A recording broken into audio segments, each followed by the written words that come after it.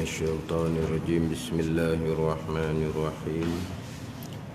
الحمد لله رب العالمين، والصلاة والسلام على سيد المرسلين وعلى آله وصحبه أجمعين. رب اشرح لي صدري ويسر لي أمري واحلل عقدة من لساني يفقه قولي. سبحانك لا علم لنا إلا ما علمتنا إنك أنت العليم الحكيم. ولا حول ولا قوة إلا بالله العلي العظيم. Kitab Minhajul Abidin, muka surat 4. Muka surat 4, baris yang ke-12 daripada atas. Baris yang ke-12 daripada atas. Qala al-muallifu rahimahullahu ta'ala wa nafa'ana bi'ulumihi amin. Kitab muallif radhiyallahu anhu. Kitab muallif pengarang iaitu Imam Ghazali rahimahullah radhiyallahu anhu. Bismillahirrahmanirrahim. Alhamdulillahil malikil hakimil jawadil karimil azizir rahim. Bismillahirrahmanirrahim. Alhamdulillahil malikil hakimil jawadil karimil azizir rahim. Terjemahannya, segala puji bagi Allah. Itu terjemahan kepada Alhamdulillah. Tidak didatangkan terjemahan bagi Bismillahirrahmanirrahim. Yang mana Bismillah serta Alhamdulillah ni hak kitab Imam Ghazali, kitab Minhajul Abidin. Hak terdahulu Bismillahirrahmanirrahim, Bismillah hak Syekh Daud Al-Fatani yang menterjemahkan kitab Minhajul Abidin. Terdahulu muka surat 2 ada dah Bismillahirrahmanirrahim, ada juga Alhamdulillah. Itu hak Syekh Daud yang menterjemahkan kitab Minhajul Abidin. Hak ni hak Bismillah, hak kitab Minhaj hak asal. Yang mana kitab Minhaj ni yang menulisnya adalah murid kepada Imam Ghazali rahimahullah. Murid Imam Ghazali Abdul Malik bin Abdullah, dia imla. Imla ni Imam Ghazali baca, kemudian muridnya tulis. Itu imla dia panggil. Jadi lepas tu dalam kitab Minhajul Abidin ni kata Imam Ghazali. Kalau Imam Ghazali yang tulis, tak payahlah tulis kata Imam Ghazali. Maknanya yang tulis ni bukan Imam Ghazali. Yang tulis ni murid kepada Imam Ghazali Abdul Malik bin Abdullah. Murid Imam Ghazali yang tulis, dia panggil imla. Imla ni makna Imam Ghazali baca, lepas tu muridnya pun tulis. Itu dia panggil imla. Jadi dimulai dengan Bismillahirrahmanirrahim, tapi tidak ada terjemahan. Dengan nama Allah yang Maha Pemurah lagi Maha Penyayang. Ini terjemahan yang biasa-biasa diguna pakai. Bismillahirrahmanirrahim, dengan nama Allah yang amat pemurah lagi amat penyayang. Allah Ta'ala pemurah kepada sekalian hamba, sama ada yang beriman ataupun yang tidak beriman. Allah Ta'ala amat penyayang, penyayang hanya kepada hamba yang mukmin jua. Di hari akhirah nyatanya penyayang Allah Subhanahu wa Ta'ala, dengan bahawa Allah Ta'ala memisahkan orang-orang yang beriman dengan orang-orang yang kafir. Orang beriman Allah Ta'ala masukkan ke dalam syurga. Orang kafir Allah Ta'ala masukkan neraka, maka nyatalah Allah Ta'ala kasih sayang hanya kepada hamba yang beriman juga. Penyayang Allah kepada orang mukmin atas dunia ni, Allah Ta'ala buka mata hati untuk mengenal Allah Subhanahu Wa Ta'ala, untuk memahami agama Allah Subhanahu Wa Ta'ala. Itu penyayang Allah atas dunia kepada hamba-hamba yang beriman. Penyayang Allah di hari akhirat dengan bahawa Allah Ta'ala memisahkan orang yang beriman dengan kafir, dengan bahawa Allah Ta'ala memasukkan orang yang beriman ke dalam syurga Allah Subhanahu Wa Ta'ala. Sebab tu setengah ulama menterjemahkan Ar-Rahim ni Al-Mun'im bidaqaikin ni'am. Allah Subhanahu Wa Ta'ala mengurniakan nikmat yang halu-halu. Daqa ni Al-Mun'im bidaqaikin ni'am ni nikmat yang halu-halu, dengan nikmat iman, dengan nikmat makrifah, dengan nikmat Islam. Tu nikmat halu-halu. Ar-Rahman, Tuhan amat pemurah. Al-Mun'im bijalailin ni'am, nikmat yang kasar-kasar tu, nikmat yang nyata-nyata. Senang hidup atas dunia contohnya. Itu nikmat yang kasar-kasar, nikmat yang nyata-nyata yang dapat dengan usaha kita. Contohnya banyak harta. Pemurah Allah Ta'ala beri nikmat hak nyata-nyata ni, Tuhan beri kepada kesemua. Sama ada orang tu beriman ataupun tidak, orang tu soleh ataupun tidak. Bukan nyata kepada kita atas dunia ni, orang yang dapat nikmat paling banyak orang kafir-kafir belaka.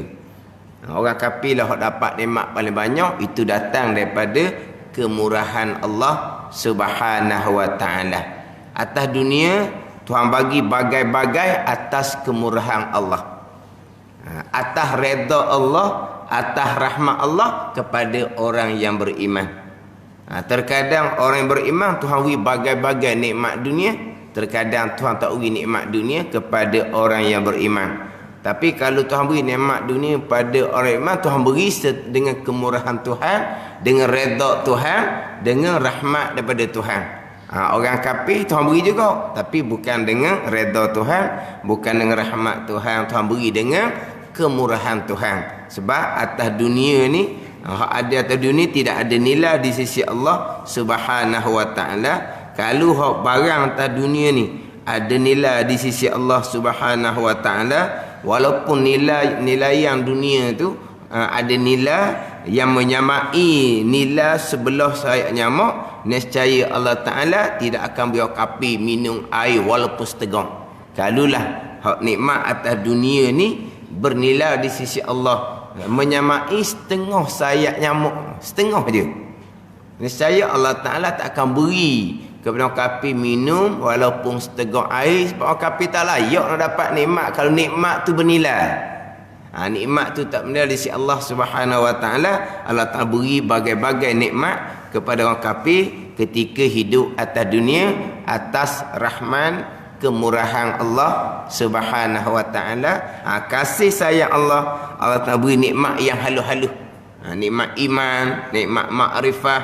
Allah Ta'ala buka mata hati untuk terima agama Allah Subhanahu Wa Ta'ala kepada orang-orang yang beriman di atas dunia. Dan kasih sayang Allah di hari akhirat dengan Allah Ta'ala memasukkan ke dalam syurga orang-orang yang beriman dengan Allah Subhanahu Wa Ta'ala. Jadi Ar-Rahman, Allah Ta'ala pemurah kepada sekalian. Ar-Rahim, Allah Ta'ala penyayang hanya kepada hamba-hamba Allah yang beriman juga. Kemudian didatangkan terjemahan Alhamdulillahil malikil hakimil jawadil karimil azizir rahim. Segala puji bagi Allah. Segala puji bagi Allah. Alhamdu tu kira lafaz mufrad. Tiba-tiba terjemahannya segala puji, banyak tu. Sebab apa? Sebab setengah pandangan mengatakan kerana alhamdu, alif lam, alhamdu tu Alif lam lil jinsi. Jenis-jenis pujian. Bila alif lam lil jinsi masuk pada lafaz mufrad, dia membatalkan makna mufrad. Jenis-jenis puji, mana segala puji. Segala puji, sekalian pujian bagi Allah. Mustahaqqun lillah, mukhtassun lillah, milkun lillah.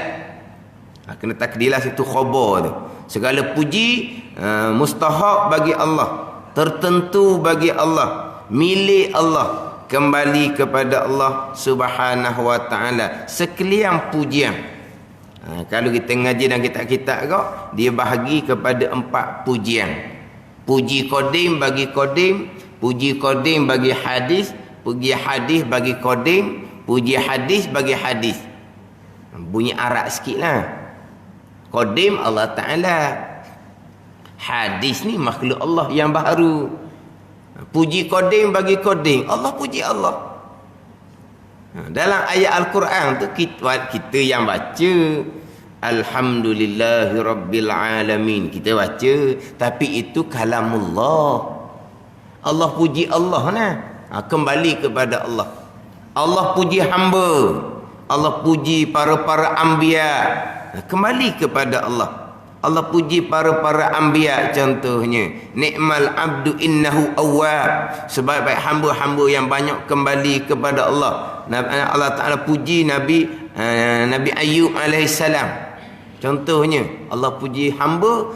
Hakikatnya puji itu kembali kepada Allah Subhanahu wa taala, sebab Nabi Ayub banyak kembali, itu semua datang daripada Allah Subhanahu wa taala. Hadis puji qadim, kita puji Allah, memanglah kembali kepada Allah. Kita puji sesama kita pun kembali kepada Allah Subhanahu wa taala. Kita puji sesama kita pun kembali kepada Allah Subhanahu wa taala. Puji sama kita ni, baik ke dia, maknanya rajin belajar ke dia, rajin buat amal ke dia, kita puji. Hakikat pujian tu kembali pada Allah. Dia rajin beramal, taufik hidayah. Rajin belajar, taufik hidayah. Kesemuanya milik Allah Subhanahu wa taala. Mana pujian sesama kita ni pun orang puji alhamdulillah. Gitu jelah. Jangan pula orang puji tengok siapa. Jangan gitu. Orang puji ni kembali pujian kepada Allah. Dia kata kita pemurah. Pemurah dengan apa? Dengan harta. Harta rezeki daripada Allah. Hati jadi pemurah, itu semua taufik hidayah daripada Allah. Mana tak ada hakikatnya, mereka kesemuanya daripada Allah. Mana puji sesama kita akan kebaikan pun kembali kepada Allah Subhanahu wa taala. Tapi kalau kita ni duk baca semua alhamdulillah ni, ayat yang kedua tu, alhamdulillahi rabbil alamin, bismillahirrahmanirrahim, ayat yang pertama. Alhamdulillahi rabbil alamin, ayat yang kedua. Kita baca semua tu alhamdulillahi rabbil alamin, segala pujian milik Allah. Sudahlah, orang puji kita alhamdulillah. Cuma orang yang nak memuji ni kena tengok sikit lah. Takut jadi kesok jarum dia. Kalau kita puji, dia nampak lari, kesok jarum lah kita panggil. Jangan puji. Lepas tu lah kita penawar bagi hati. Bagi puji ni sendiri ada kebinasaan. Ada kerosakan daripada pujian. Kalau kita keji, memang salah, haram. Kita mengumpat, memang salah, haram. Kita puji sebut baik. Sebut baik pun kena jaga. Sebab dalam sebut baik itu ada kebinasaan dia. Contoh kebinasaannya, kita puji berlebih-lebihan, bawa pada dusta. Kita puji kadang-kadang hati kita, mulut kita puji macam suka kepada orang yang kita puji, tapi hati kita tak berahi ke dia. Itu dia panggil riak pula. Orang yang memuji ni sendiri, dia puji perkara yang tidak diyakini. Dia kedok dah tahu dia ni orang baik, soleh, kita tak kenal molek pun dia. Dah puji yang tidak diyakini seumpama tu, itu pun bawa pada pendustaan juga. Kita puji orang zalim, orang fasik. Orang zalim, orang fasik ni dia adalah buat sedikit kebaikan. Kita pun puji kebaikan hak sedikit itu. Kita puji, akhirnya kita datangkan kegembiraan ke dalam hati orang zalim, orang fasik ni. Itu pun kebinasaan tu atas orang yang memuji. Ni hak banyak berlaku ni, orang tu orang zalim, orang fasik. Tapi kita pandang dari sudut dia buat baik sikit-sikit itulah. Kita puji hak tu lah. Akhirnya terlindung kezaliman dia, kefasikan dia. Kalau orang tak kenal ke, orang tak tahulah dia ni orang zalim, orang fasik. Kenapa? Kerana kita puji sedikit kebaikan yang dilakukan. Kita memasukkan kegembiraan ke dalam hati orang yang zalim, orang fasik itu dimurkai oleh Allah Subhanahu wa taala. Kemudian orang yang dipuji pula boleh bawa dia kepada ujub dan takabur. Itu kena jagalah. Jadi dalam memuji pun ada kebinasaan. Kalau kita puji, alhamdulillah, itu semua datang daripada Allah. Kita mohon mudah-mudahan apa yang dipuji itu kita dikurniakan lebih lagi daripada apa yang Allah puji kepada kita. Kita minta supaya Allah Ta'ala beri kepada kita lebih daripada apa yang orang puji. Kalau kata pemurah, mudah-mudahan Allah Ta'ala beri lebih pemurah laginya. Sebab apa? Kesemua tu datang daripada Allah Subhanahu wa Ta'ala. Jadi segala pujian kembali kepada Allah, milik kepada Allah Subhanahu wa Ta'ala. Allah Al-Maliki, Raja yang amat hakim. Raja yang amat hakim. Malik, raja yang memerintah segala makhluk, yang memerintahkan perkara-perkara yang ada, itu raja. Yang memerintah sekalian perkara, itu raja. Al-Malik, raja. Kalau Al-Mulk, kerajaan. Tu'til mulka man tasha' wa tanzi'ul mulka mimman tasha'. Tu'til mulka, itu kerajaan. Al-Malik, itu raja.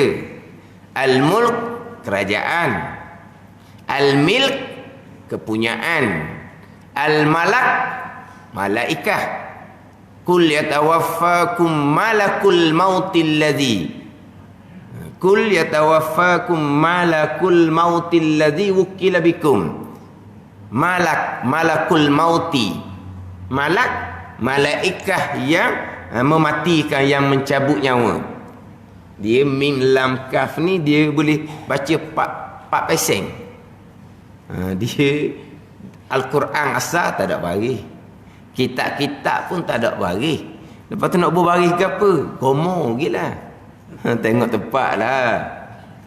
Al-Maliku, Malik, raja. Al-Mulku, kerajaan.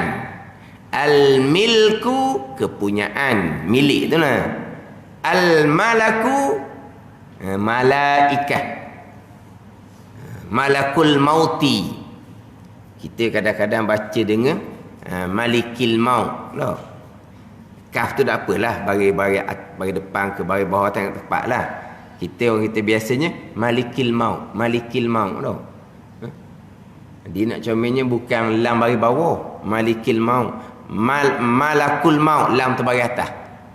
Ada macam hak kul yatawaffakum malakul maut. Malakul maut lah, jangan Malikul Maut. Hak comel dia lah. Kalau baca Malikul Maut bukan Quran tak boleh baca dak ni. Kalau kita sebut keluar ni, tu Malikil Maut mari dah. Maliki, lam bagi bawah baca dah. Malikil Maut mari dah. Dia nak lam tu bagi atas. Sebab dalam Qurannya Malakul Mauti, lam bagi atas. Malakul Mauti, malaikat yang membicarakan bab kematian. Israel. Kalau baca Malikil Maut, ketua yang membicarakan kematian. Israel juga. Makna betul. Kalau kata Malakul Maut, malaikat yang membicarakan kematian. Israel. Kalau kita baca dengan lam bagi bawah, Malikil Maut, Malik ni hal Malik. Malik ni raja, ketua yang memerintah hal kematian. Siapa? Israel juga. Boleh baca belakang tu. Lam bagi atas pun boleh, lam bagi bawah pun boleh. Tapi kita orang tua-tua ni Malikil Maut, Malikil Maut, lam tu bagi bawah. Tapi nak comelnya lam terbagai atas lah. Hak sama dengan ayat Al-Quran, qul yatawaffakum malakul mautil ladzi wukila bikum. Tapi maknanya boleh berlaku itu. Malakul maut pun boleh, malikul maut pun boleh. Hak kita sebut kat luar ni, bukan Al-Quran ni, hak kita sebut kat luar. Sebab biasa orang kitanya malikil maut. Malikil maut ni yang menjadi ketua memerintah hal kematian. Israel juga sama je. Ini Al-Maliki, raja yang memerintah sekalian pekerjaan, yang amat hakim. Amat hakim ni amat bijaksana. Hakim yang amat bijaksana, yang mana Allah Ta'ala segala perkara yang ditakdirkan oleh Allah akan berlaku. Semua perkara ditakdir oleh Allah akan berlaku. Kemudian elok tadbiran Allah Subhanahu wa Ta'ala, serta segala perkara yang berlaku tidak sunyi daripada hikmah kebijaksanaan daripada Allah Subhanahu wa Ta'ala yang hakim. Lagi amat murah, al-jawadu, lagi amat murah, al-jawadu, bukan al-jawad, al-jawadu, dengan takhfif waw tu. Lagi amat murah, yang mana luas pemberian Allah Subhanahu wa Ta'ala, lagi amat mulia, lagi amat mulia. Al-Karim itu terjemahan kepada Al-Karim, lagi amat mulia. Lagi amat mulia, yakni yang tiada terputus segala nikmat, yang tiada terputus segala nikmat yang besar daripada mereka yang bertumpu kepada Allah Subhanahu wa Ta'ala. Allah Ta'ala tidak putuskan nikmat yang besar-besar daripada mereka yang tumpu kepada Allah Subhanahu wa Ta'ala. Itu makna yang amat mulia. Lagi amat keras, lagi amat keras. Al-Aziz, ni kita hak disebut semua ni. Hakim, Jawad, Karim, Aziz, Rahim, kasih sayang tadi. Kasih sayang kepada hamba yang beriman. Al-Aziz ni yang lagi amat keras. Lagi amat keras dengan bahawa Allah Ta'ala menang atas segala pekerjaan. Dengan bahawa apa yang dikehendaki oleh Allah Subhanahu wa Ta'ala pasti akan berlaku. Apa yang dikehendaki oleh Allah pasti akan berlaku. Sebab apa? Allah yang Al-Ghalib, yang menang atas segala pekerjaan. Apa yang Tuhan kehendak pasti akan berlaku. Yang Tuhan kehendak tu perkara baik ke, perkara yang buruk ke, apa yang Tuhan kehendak pasti akan berlaku. Tidak ada yang boleh menghalang sesuatu daripada Allah Subhanahu wa Ta'ala. Allah nak meluluskan perkara baik, berlaku. Allah nak meluluskan perkara yang jahat pun berlaku.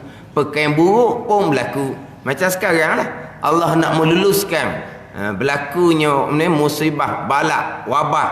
Tidak ada orang yang boleh menegah, tidak ada orang yang boleh menghalang. Sebab apa? Allah Al-Aziz yang menang atas segala pekerjaan. Apa yang Tuhan kehendak pasti akan lulus, pasti akan berlaku. Tidak ada orang yang boleh menegah, tidak ada orang yang boleh menghalang. Ini hakiki dia begitu.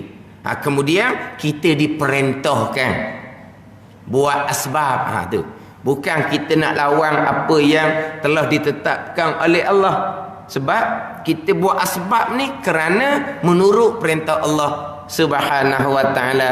Asbab kita berjaya, asbab kita berjaya itulah Al-Aziznya Allah.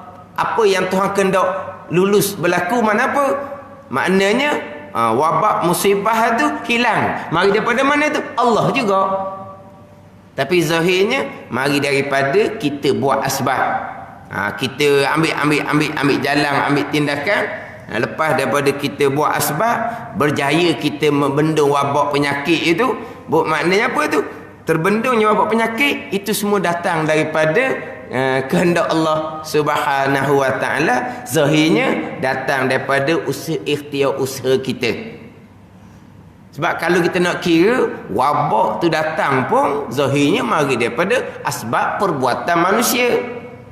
Apa-apa kerosakan yang berlaku atas muka bumi Allah ni, ini semua datang daripada tangan-tangan manusia. Kan kita maklum ayat kan, zaharal fasadu fil barri wal bahri bima kasabat aydin nas. Zahir kerosakan di daratan dan di lautan ada dengan sebab tangan-tangan manusia. Wabak ni timbul pun daripada tangan-tangan manusia sendiri. Kemudian kita dituntut buat asbab, hindari kawal wabak tu sampai masa wabak tu insya-Allah hilang. Kesemua tu adalah datang daripada ketentuan Allah Subhanahu wa taala. Apa yang Tuhan tentukan, baik ke buruk ke, pasti akan lulus, pasti akan berlaku. Nil al-aziz, Tuhan menang atas segala pekerjaan. Kesemua kehendak Allah pasti akan berlaku, baik ataupun buruk. Tetapi kalau perkara yang berlaku tu zahirnya mari daripada kesalahan, kecuaian manusia, jangan sesekali mudah-mudah nak menyandarkan kepada Allah Subhanahu wa taala. Pada ni, kalau kata kenapa timbul pula, dia panggil apa ni? Pusingan yang kedua. Tak, dia panggil pusingan kedua tau. Kenapa timbul pula wabak pusingan yang kedua? Berpunca daripada sekian perkara. Kalau perkara tu berpunca daripada kesilapan manusia, kecuaian manusia, berlakulah penyebaran wabak tu secara luas. Ni mari daripada mana? Mari daripada kecuaian. Mari dia kecuaian, berhimpun, mari orang luar-luar apa semua. Kalau perkara tu mari daripada kecuaian, kesilapan perkiraan, ialah manusia tak lepas daripada kecuaian, manusia tak lepas daripada kesilapan perkiraan. Sebab tidak ada kawalan daripada pihak berkuasa. Pihak berkuasa pun kemungkinan ada kecuaian, kelalaian di situ. Pihak yang menganjur pun kemungkinan ada kecuaian, kesilapan di situ. Kesilapan perkiraan dalam keadaan wabak seumpama tu buat program himpun dengan orang-orang luar sekali mari. Kalau perkara tu berlaku berpunca daripada kesilapan, kecuaian, jangan sesekali mudah-mudah nak menyandar kepada qada dan qadar Allah Subhanahu wa taala. Yang baik daripada Allah, yang buruk datang daripada kesalahan diri kita sendiri. Pada ni, jadi mereka-mereka yang menjadi asbab kerana kecuaian, kesilapan tadi tu, jangan apabila dipersoalkan kenapa buat perkara program seumpama tu, nak kerana dah takdir dah kena lah. Jangan mudah-mudah nak letak apa yang berlaku tu kepada qada dan qadar kalau berpunca daripada kecuaian diri kita sendiri. Ingat baik, qada qadar ni bukan kita nak jadikan sebagai alasan kita. Kalau perkara tu berlaku daripada kesilapan diri kita, haram kita menyandarkan perbuatan yang berpunca daripada kesalahan, kesilapan kita kepada qada Allah Subhanahu wa taala. Pegangan tetap dah. Berlaku perkara baik, berlaku perkara buruk, itu adalah datang dari kehendak Allah Subhanahu wa taala. Qada dan qadar Allah Subhanahu wa taala. Tapi kalau perkara buruk, jangan sesekali kita menyandarkan kepada kehendak Allah Subhanahu wa taala. Kena sandar pada diri sendiri yang cuai, yang silap, yang salah perkiraan, dan pihak berkuasa pula tidak bagi peringatan ke apa ke, macam-macam perkara lah punca dia. Kesilapan manusia. Kesilapan manusia, maka jangan sandar kepada qada dan qadar Allah Subhanahu wa taala. Nisbah percakapan lah. Kita sandar kepada Allah ni sebuah percakapan, hukumnya adalah haram. Sekarang ni hak sandar percakapan tu salah dah. Sekarang ni ada golongan pula yang menafikan perkara buruk tu datang dari qada Allah Subhanahu wa taala. Kalaulah Allah yang mengqadakan perkara buruk, maka di sinilah timbulnya keadilan Tuhannya di mana. Buat contohnya, kalaulah kufurnya Firaun kehendak Allah Subhanahu wa taala, Firaun kufur, Firaun pun dimasukkan dalam neraka, maka di manakah keadilan Allah Subhanahu wa taala? Ada golongan yang menafikan pula iman dan kufur tu kehendak Allah Subhanahu wa taala. Hal ni ada dalam penyebaran dalam YouTube, dalam FB ni. Tapi golongan yang bawa akidah terpesong seumpama ni, macam mana tindakan pihak berkuasa tak tahulah nak benterah tu setara mana. Tu paling besar nak benterah. Sebab apa? Itu akidah yang jelas-jelas akidah Mu'tazilah, yang khilaf ulama akidah seumpama tu kafir ataupun fasik lagi mubtadi'. Boleh sebab akidah yang terpesong jelas-jelas seumpama tu di hadapan tu ramai orang-orang agama. Ni di majlis kita ni ada ustaz-ustaz ni, ramai ustaz-ustaz kita ni. Mana ada ustaz kat depan tu. Hak tukar ceramah duduk ceramah, tapi depan dia tu ada ustaz-ustaz disebut. Ustaz mana dah tahulah. Maknanya iman dan kufur tidak berkait dengan kehendak Allah Subhanahu. Allah hanya mengetahui sahaja. Tu jelas sangat-sangat akidah terpesong, tapi tak tahulah setara mana hak tindakan pihak yang berkuasa agama ni. Itu bab pegangan salah. Hak ni pegangan betul dah baik jahat qada Allah. Tapi jangan jadikan kesilapan kita, kesalahan kita, kenapa? Qada Allah Subhanahu wa taala. Allah telah menentukan perkara tu akan merebak, wabak tu akan merebak. Semuanya datang daripada Allah. Dia menyandarkan kesilapan, kesalahan kepada qada Allah tu diharamkan. Kita ambil contoh sebagaimana dalam kitab-kitab. Dia ambil contohnya hak perkataan Nabi Khidir alaihissalam tu.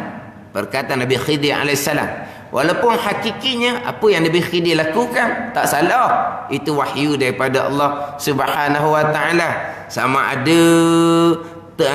ada Nabi Khidir ini tegakkan tembok yang runtuh, itu wahyu daripada Allah. Khidir dia rosakkan perahu, itu semua wahyu daripada Allah. Tapi pada zahirnya tegakkan dinding tu benda bagus. Dinding terbalik di tempat yang mana kaum tu kedekut sungguh-sungguh, tetamu pun tak mau jamu. Puak Inzaqiyah, puak ni dia memang kedekut pakai tetamu tak mau jamu. Tapi Nabi Khidir jumpa dinding yang terbalik, Nabi Khidir angkat. Tu zahirnya perkara baik. Adapun tebuk perahu hak orang miskin ni zahirnya tak baik, tapi hakikinya baik, sebab itu wahyu daripada Allah. Tapi beradabnya Nabi Khidir alaihissalam, hak tegakkan dinding tu, Nabi Khidir kata fa arada rabbuka an yablugha ashuddahuma. Fa arada rabbuka, maka menghendaki oleh Tuhan engkau ya Musa bahawa sampai umur baligh kedua-dua anak yatim ni. Fa arada rabbuka. Hak ni hak jawab dah ni, hak nak ngelah dah ni. Hak nak pisah dah ni. Mana ni? Kita maklum kisah tu kan. Nabi kena jawab, fa arada rabbuka an yablugha ashuddahuma. Maka telah menghendaki oleh Tuhan engkau ya Musa. Yang aku angkat dini Tuhan kendak supaya anak yatim hak budak dua orang ni balik lagi, dia besar dia ambil harta di bawah dinding yang terbalik itu, hak mak ayah dia orang soleh itu. Tapi Nabi Khidir kata fa arada rabbuka, maka telah mendaki oleh Tuhan engkau ya Musa. Adapun hak tebuk perahu, Nabi Khidir jawab mana? Fa aradtu an aibaha, maka menghendaki oleh aku bahawa aku nak mencacatkan perahu ni. Fa aradtu an aibaha, maka menghendaki oleh aku, oleh Nabi Khidir. Hak tegak dinding, fa arada rabbuka, maka telah mendaki oleh Tuhan engkau ya Musa. Tuhan kehendak. Tak tebuk perahu, fa aradtu an aibaha, maka mendaki oleh aku. Dia pula kehendak. Allah kehendaklah tu, wahyu daripada Allah. Tapi kenapa dia kata aku kehendak? Dia tak kata Tuhan kehendak. Sebab perahu molek-molek hak orang miskin yang perosok tu apa tu, tapi elok hakikinya sebab wahyu daripada Allah. Tapi rupa tu rupa hak merosakkan, rupa yang huduh, Nabi Khidir pun kata fa aradtu an aibaha, maka menghendaki oleh aku. Tu beza tu kan. Hak tadi fa arada rabbuka, maka menghendaki oleh Tuhan engkau ya Musa nenek ayablugha ashuddahuma. Tengok. Tu Tuhan engkau kehendak. Hak mencacatkan perahu ni aku yang kehendak. Orang apa tu? Adab. Yang elok Allah Ta'ala, yang tak elok diri sendiri. Ada ni. Tapi hakikinya yang berlaku kesemuanya datang daripada kehendak Allah Subhanahu Wa Ta'ala. Apa yang Tuhan kehendak semuanya akan lulu, semuanya akan berlaku. Tidak ada yang boleh menegah. Tu Al-Aziz. Tidak ada orang boleh menghalang, tidak ada orang boleh menegah. Tuhan yang amat keras, Tuhan yang menang atas segala pekerjaan. Tidak ada yang boleh menegah akan perkara yang dikehendaki oleh Allah. Perkara yang dikehendaki Allah pasti akan lulu, pasti akan berlaku, sama ada perkara baik ataupun perkara buruk. Perkara baiknya apa? Tuhan kehendak wabak tu hilang, insya-Allah. Zahirnya mari daripada kita turut perintah Allah, perintah syariah, kita buat asbab. Kita ikut sebagaimana arahan. Cuma kitanya mula daripada esok 18 hari bulan. Hari ni pun bersalah dah. 18 dah sampai ke 31 hari bulan. 31 tu hari Selasa lagi tu. Kira-kira kita ni subuh Selasa ni 2 kali lah, tak ada. Dah lah, dia 1 hari bulan 4 tu hari Rabu. Dia 18 hingga 31, 2 minggu. Esok lah 18 esok. Sampai ke 31. Sampai 31 tak boleh lagi lah ke mana. Dan sekarang ni dia kata 18 hingga 31. 31 tu boleh dah ke tak boleh lagi? Tak boleh lagi lah. Kena 1 bulan 4 jugalah. Jadi 31 Selasa tu. Jadi 2 kali Selasa lah. 2 kali Selasa. Apa? Kat lagi nak cuti raya puasa pula lagi. Tak cuti dah raya puasa buat raya. Tak cuti dah raya puasa. Cuti dah ni 2 kali. Kalau kira hak keluar tu lah sampai ke 31 hari bulan. Mana kalau tak ada perubahan, sampai 31 hari bulan lah. Kalau tak ada perubahan. Kalau kerajaan umum pula kemudian apa semua, itu cerita lain lah pula. Mana kalau tak ada perubahan kau, sampai ke 31 hari Selasa tu dok lagi lah. Mana 2 kali Selasa. Itu semua ikhtiar usaha dia panggil. Itu usaha yang dituntut pada syariah. Jangan pula kata takut kepada kumang, tak takut kepada Allah. Takut kepada Allah lah kita buat ikhtiar usaha tu. Sebab apa? Sebab Allah Ta'ala memerintahkan supaya kita hindari daripada kemudaratan. Jangan campur diri kamu dalam kebinasaan. Itu perintah syariah, perintah Allah. Kerana takut akan Allah itulah kita kena buat asbab supaya wabak penyakit itu dapat dikawal. Bukan kerana takut pada penyakit itu. Ni iyalah. Kadang-kadang ustaz-ustaz pun dia ceramah sedap. Siapa ke sembahyang Jumaat pun tak dibenarkan, Jumaat tak dibenarkan. Sepatutnya bila kita ada kena musibah, kena balak, kita lagi ramai mari majlis surah. Dia kata gitu. Jangan ulah benda gitu. Itu bukan bidang kita. Sebab perkara tu merebak daripada antara ramai gitu, merebak. Maka untuk elok merebaklah. Sebab dalam masalah kata jemaah ke Jumaat ke, banyak perkara yang menggugurkan kewajipan dia. Ada ni. Semayang tak gugur kewajipan sehari berakal. Berjemaah fardu kifayah, Jumaat fardu ain, hujang tu sudah menggugurkan fardu ain sembahyang Jumaat. Hujang pun sudah menggugurkan fardu ain sembahyang Jumaat. Ni hukum agama Allah. Batalah hukum agama, jangan kita mudah-mudah. Kita nak mendahului pihak berkuasa. Ni tu kata ceramah ni lah. Sepatutnya kita kisah khalifah terdahulu kena balak. Yang tindakan diambilnya adalah cegah maksiat, tutup tempat maksiat, bukan tutup masjid. Ceramah dia sedap bunyi. Kita kena tengok suasana yang macam mana, wabak yang macam mana. Ni akan jadi mengelirukan orang. Tak payahlah, itu bukan bidang kamu. Biar mereka yang lebih mengetahui yang buat keputusan. Mentang-mentang lah nama ustaz semua benda nak kupah. Penuh-penuh lah. Dengar sedap macam ni tu. Sepatutnya kalau berlaku musibah, penuhkan masjid. Tutup kelab malam. Ni tak ni, kelab malam berjalan, masjid ditutup. Kita dengar, ya juga orang kali. Itu, mana? Tak ni, tak juga ni, Ustaz Maisuran ni juga. Sedap ceramah, bunyi sedap lah. Tutup masjid, bukan tutup kelab malam. Pasar raya tak tutup, masjid ditutup. Bunyi macam sedap. Ada ni, jangan. Perkara-perkara yang membabitkan kepentingan umum ni, kita kembali kepada pihak yang berkenaan, mereka yang lebih mengetahui. Wabak tu dia merebak melalui jalan mana. Jadi untuk menghindari supaya tidak merebak lah. Tidak merebak. Tambahan pula, di manakah mari punca merebak luas ni? Mari daripada perhimpunan orang agama lah. Ada ni.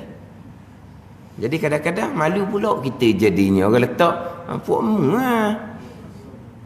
Ada ni. Lepas tu di mana kesilapan tu wallahu a'lam. Cuma macam sebut tadilah, kalau kesalahan sendiri, manusia tak lepas dari kesilapan, jangan menyandar perkara yang berlaku tu kepada qada Allah kalau punca dari kesilapan kita sendiri. Ada ni. Dia hujan. Cuma kita tak tahu je. Kalau tahu hari Jumaat hujan, keringnya masjid ya. Cuma walaupun hujan tu menggugurkan fardhu ain sembahyang Jumaat, tidak kesukaran, maka afdal lagi kita dah hadir sembahyang Jumaat. Tapi sebenarnya fardhu ain sudah gugur. Tapi masih lagi afdal kita hadir, sebab tu di Kelantan masa banjir tu mereka buat Jumaat atas bumbung. Tak apa. Tapi sebenarnya fardhu ain Jumaat tak ada dah. Bukan banjir, hujan pun sudah gugur fardhu ain Jumaat. Sekarang ni pergi kereta payung banyak, ada kira tu. Mana ni? Makna gugur fardhu ain, tapi masih lagi afdal kita pergi Jumaat. Sebab tak ada jadi mudarat kepada kita. Hak ni hak mudarat. Ni lagilah ni, hak ni hak mudarat. Mudarat yang kita tak nyata. Mudarat yang kita tak nyata. Dia penyakit ni tak semestinya dia ada tandaan lalu dah. Tak semestinya. Tak mestinya dia demam lalu dah. Segar lagi pun dia ada dah. Wabak dia akan menyebar pada orang lain. Mana pihak berkenaan ambil tindakan, bukan tindakan gitu. Perbincangan dari kalangan orang-orang berkenaan agama, mereka berbincang dengan orang yang dalam orang hak kesihatan tu. Ni kita mentang-mentang kita baca kitab jadi ustaz, kita nak ulah habis. Masjid ditutup, sepatutnya bila kena musibah kita panggil orang ramai-ramai ke masjid. Pergi masjidmu. Pergi ramai-ramai. Kerana sedaplah bunyi masjid tutup, kelab malam tak tutup. Kelab malam tu nanti musibah, hak timbang tutup sama-sama dah. Kita pula kalau kelab malam kena, dah pelik apa, biar ke dia gila. Kita nak jaga orang kita hak masjid ni lah. Kena kau nak kira lah. Bagusnya dia nak selamat kita orang baik duk masjid surau ni. Lepas tu kelab malam pergi tutup, biar situ mati dah apa tu. Marah dia orang pula kan. Tapi ayat tu bunyi macam berisi. Oh, masjid tutup, kelab malam tak tutup. Apa punya takut ke makhluk, tak takut ke Tuhan. Ni semua tak ada tauhid belaka ni, tak ada iman, tak ada akidah belaka ni. Takut apa ke makhluk tak bekas. Sedap dia cerita. Syirik orang ni takut ke makhluk. Molek orang gini dia letak di Wuhan. Ada je. Tak takut apa ke makhluk. Wuhan pun dia letak. Makhluk tak bekas. Mana asbab, mana ikhtiar usaha kita ni. Oh, tapi kalau kita 2 minggu ni, lama juga. Lama 2 minggu ni. Begitulah kita, maknanya kalau tak ada perubahan, maknanya sampai ke 31 lah. Selasa 31 tu tak lagi. Jadi sebagaimanalah arahan tu, makna 1 hari bulan lah. Hari Rabu barulah start kelas mula. Lagi amat kasih sayang kepada hamba yang beriman. Allah Ta'ala buat baik kepada hamba yang beriman atas dunia Allah Ta'ala beri nikmat yang halus-halus dengan nikmat iman, Islam, makrifah. Di hari akhir Allah Ta'ala memasukkan orang beriman ke dalam syurga Allah Subhanahu wa ta'ala. Allazi fataras samaa wal arda bi qudratihi wa dabbaral umura fid daraini bi hikmati. Wallahu a'lam. Bismillahirrahmanirrahim. Alhamdulillahirabbil alamin. Wassalatu wassalamu ala sayyidil mursalin wa ala alihi wa sahbihi ajma'in. Allahumma iftah alaina futuhal arifin. Allahumma allimna ilma akdamin wa fahimna famas sabiqin warzuqna riqat talibin. Allahumma zidna ilma wa alhiqna bis salihin. Wa sallallahu ala sayyidina Muhammad wa ala alihi wa sahbihi wa sallam. Walhamdulillahi rabbil alamin.